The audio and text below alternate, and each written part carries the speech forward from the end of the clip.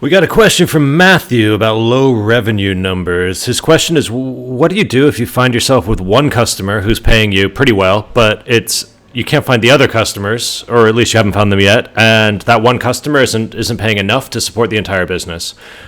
So you've got evidence that it's important to this one, but is there really a business here?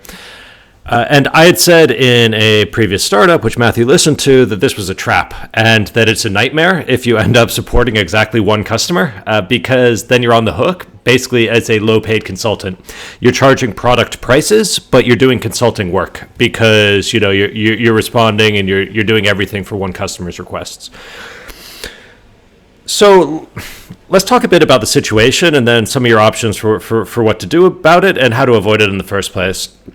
This is really, really common, especially for some reason with European startups. This is a common trap that the European accelerators see with their graduates, where they get the first big client. That client, in like an enterprise software business, for example, or B2B, they get the first one, it's important revenue. Maybe they make some promises during the sales process to get that person to agree to buy. Oh yeah, we'll make these customizations if you agree to, prepay 12 months or whatever. And it seems like the start of something great, as you say. But what's unclear at the beginning is this a one-off? Is this a consulting project with one customer? Or is this a product with, more customers? A friend of mine who did small-scale acquisitions for London startups and had sold a lot of companies, on behalf of the founders, he said that early on as a B2B company, your value doubles with each additional customer you get, because it's so unclear to an acquirer. If you only have one or two customers, they're kind of thinking, is this just a consulting shop that's invested heavily in unnecessary product? And so what I look to do usually is, if I'm going to have to be making serious commitments about customer support or customization or whatever else, like if the maintenance cost of servicing a customer is going to be high, I'm signing 1-year contracts, 5-year contracts, I'm really looking for some sign of commitment from several customers before I will accept any of their money. At least, you don't have to do it that way. You're not legally obliged to, but I feel like morally and in terms of your own sanity, it's really helpful. So if I find one who's like, yeah, we're ready to pay you right now, I'm then going to go into turbo mode to try to find 2 or 3 others. Now, they might not be ready to pay me money, but I'm still looking for the kind of mom test style signals that they care. I'm looking for what they're already doing and why. That's the discovery stage. I'm looking for, do they have a budget allocated? I'm looking for, are they going to give me time? Are they going to introduce me to their boss, their lawyers, their techies? All of that information can help you feel confident in advance that actually this is a product business and not an accidental consulting business.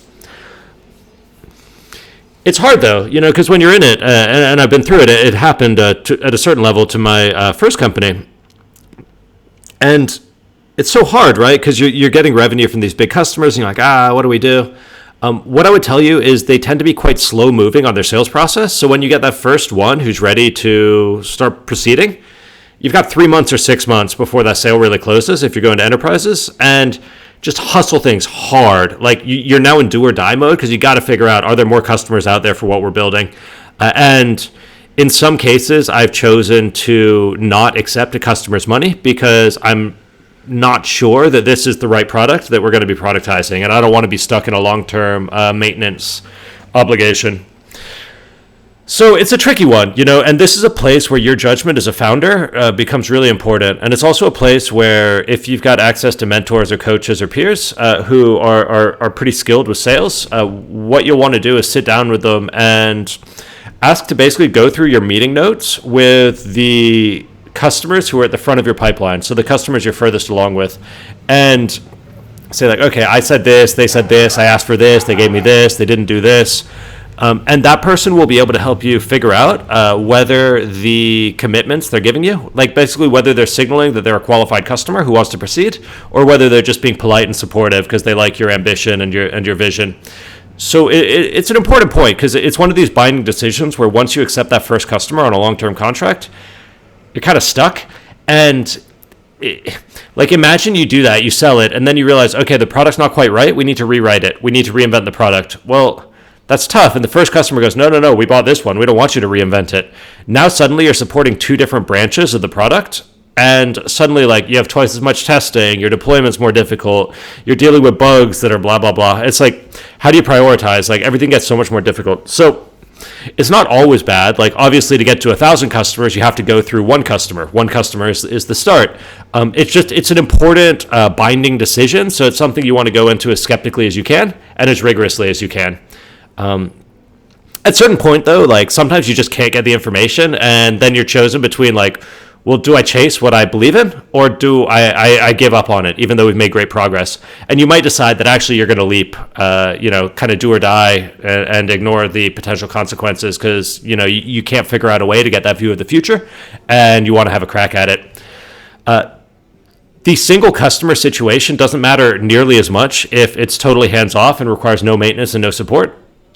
But there's always more support than you expect. So it can be fine, but, something to be cautious of. Hopefully that helps. Thank you for the question, Matthew. And if anyone else has questions or comments, or if you have follow-ups, just send them on to me.